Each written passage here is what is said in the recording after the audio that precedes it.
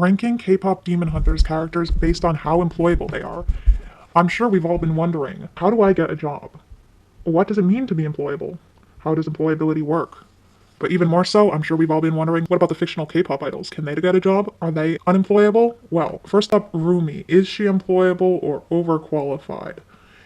Obviously, she's quite skilled. She has both leadership qualities, a strong business mindset, relative strength of character. She keeps somewhat calm under pressure. Definitely able to pick up skills, very educated from a young age. But the main thing that shifts her from overqualified to employable is nepotism. Her connections make the game.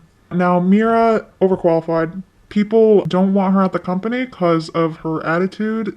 She doesn't fit the vision for the role. And then they say she's overqualified for the sake of being polite. Zoe, crickets, can't get a job. If she was not a K-pop idol, she would be low-key screwed. Either that or so unemployable she'd have to make her own small business, doing music or lyric writing or something like that. I have a hard time seeing her in traditional employment setting, but she does have some potential maybe for scientific roles. She has the creative thinking, the ingenuity for perhaps a research or engineering role, but still crickets. They just don't get back to her because she doesn't know how to navigate the job seeking ecosystem well enough. She can't pick up on the social cues. Her Jinu, so unemployable, they have to make a small business. Canonically, So could not get a job, that he sold his soul for it.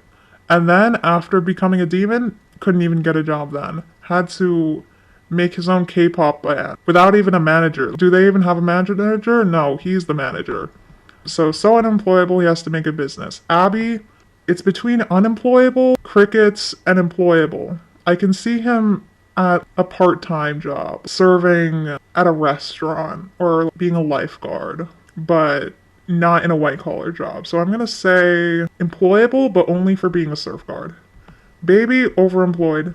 He's the most devious one here, the only one who low-key didn't die and doesn't give a fuck about anything. He has the devious, scheming mind for getting multiple jobs on the side, and then he'd act like it's easy. Romance, employable, he's able to read the social cues well enough to flirt his way into a position. Not just even flirt, make friends into getting a position at a company. He's also a nepotism hire, except he put actual effort into networking instead of being born into it.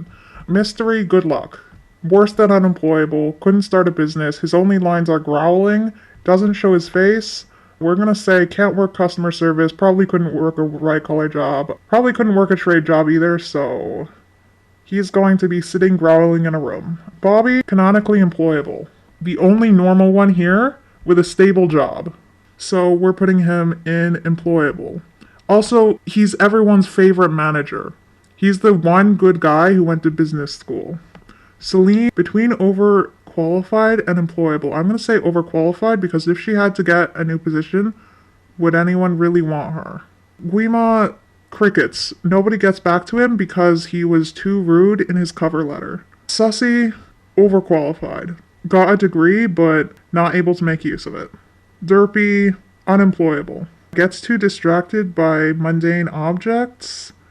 Only points as being somewhat endearing, but that's not enough.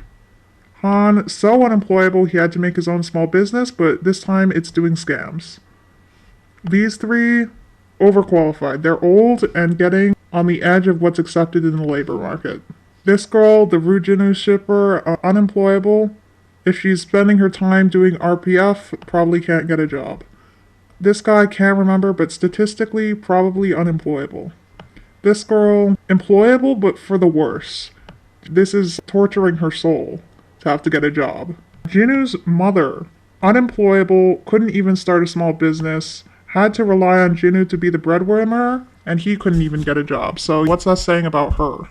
These three, probably employable because they're Rumi fans. Jinu's sister also couldn't get a job, unemployable. The sitcom host, employable because canonically has a job. This guy, overqualified, he's a senior, he's the old guy in the bathhouse who yells at them.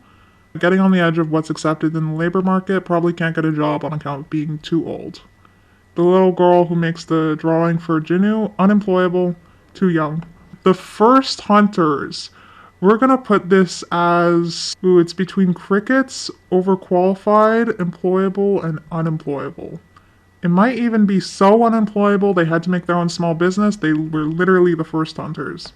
Rumi's mom, we're gonna put her in overqualified. She got a degree, probably even got 2 degrees, and is now a recent grad, but can't land a job anyway.